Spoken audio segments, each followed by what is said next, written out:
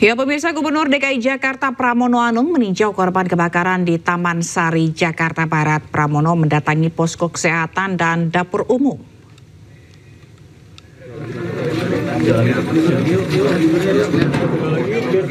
Gubernur Pramono mendengar langsung keluh kesah warga korban kebakaran.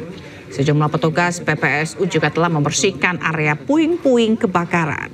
Sebelumnya, 400 rumah hangus terbakar di kawasan padat penduduk di Gang Langgar 1, Taman Sari, Jakarta Barat. Akibat kebakaran, 1.200 jiwa kehilangan tempat tinggal. Pramono menegaskan akan membantu warga yang kehilangan dokumen penting seperti surat rumah.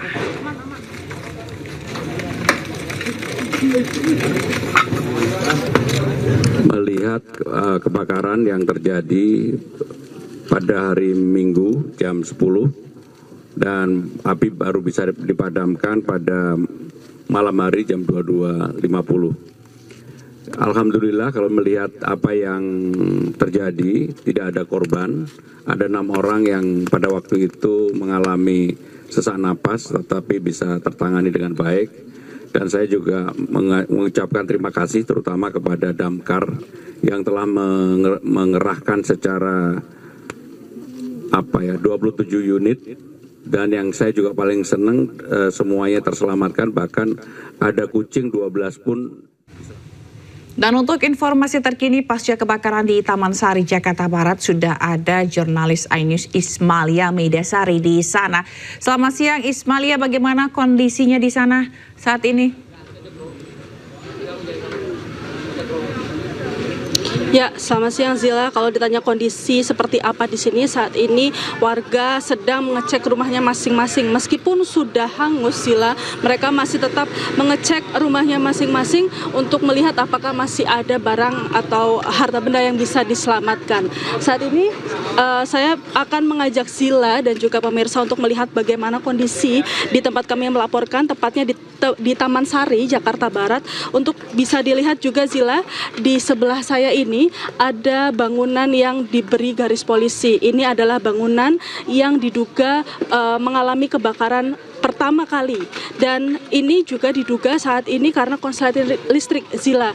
Dan memang saat ini untuk api lalu menyebar luas ke berbagai rumah karena memang di sini rumahnya saling berdekatan dan menempel. Lalu juga pada hari Minggu saat terjadinya kejadian kebakaran, saat itu cuaca sedang berangin, dan berangin ini cukup sangat besar sekali Sila. Ini juga membuat si jago merah ini semakin mudah melahap rumah-rumah di sekitarnya sehingga ratusan rumah hangus terbakar di sini. Dan juga selain itu yang cukup menyulitkan pemadam kebakaran untuk bisa cepat sampai ke sini adalah jalanan di tempat kami melaporkan ini cukup kecil Zila, sehingga dari Damkar sendiri ini juga kemarin cukup untuk kesulitan karena untuk memasukkan mobilnya yang cukup besar Zila.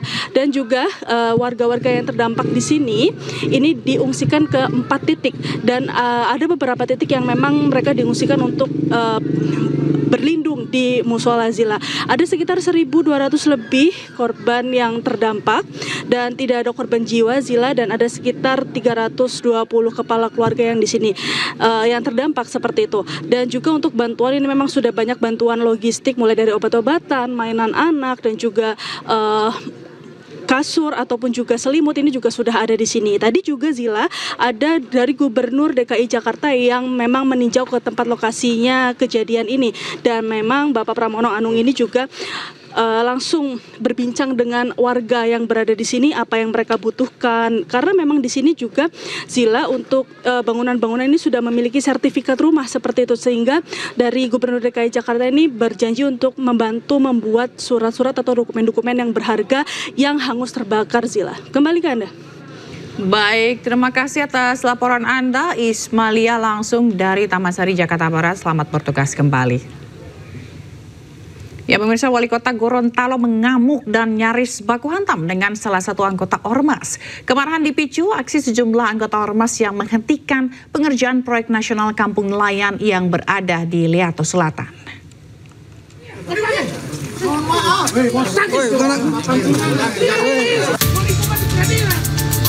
Inilah detik-detik saat emosi Wali Kota Gorontalo, Adan Dambea, tak bisa terkendalikan. Dirinya mengamuk dan bersih tegang dengan salah satu oknum anggota Ormas Kenamaan Nasional. Bahkan sang wali kota nyaris baku hantam dengan oknum anggota Ormas tersebut.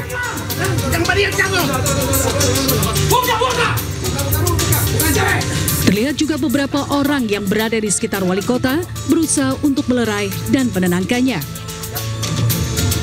Beberapa orang lainnya juga berusaha menenangkan oknum anggota Ormas tersebut.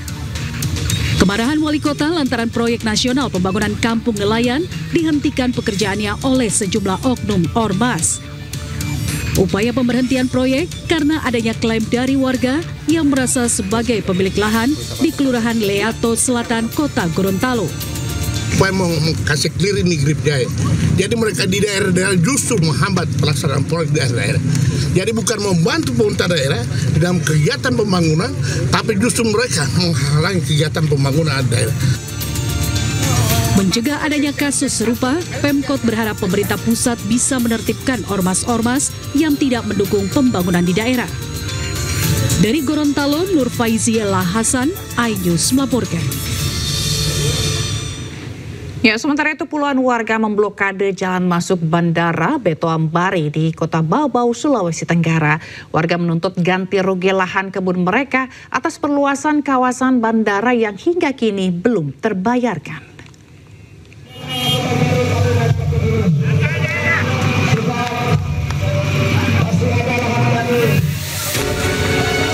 Puluhan warga Lipu Kato Bengke kembali memblokir jalan masuk ke Bandara Beto Ambari di Kota Bau-Bau, Sulawesi Tenggara. Warga memblokir jalan dengan batu dan kayu untuk menutup akses ke dalam Bandara Beto Ambari.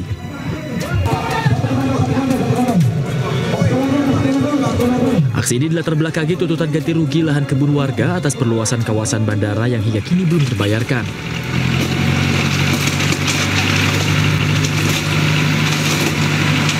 Blokade sendiri dilakukan setelah pertemuan dengan Wali Kota Bau-Bau dan pihak Bandara Beto Ambari tidak membuahkan hasil.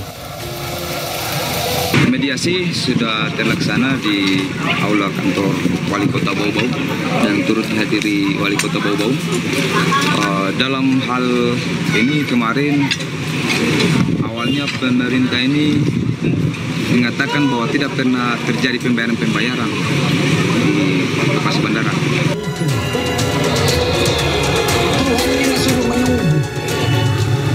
Aksi blokade akses bandara menyebabkan satu penerbangan dari Makassar Bandara Beto Ambari dibatalkan.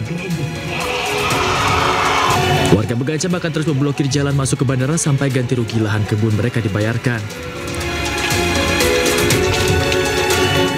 Dari Kota Bau-Bau, Sulawesi Tenggara, Adi Eba, iNews melaporkan.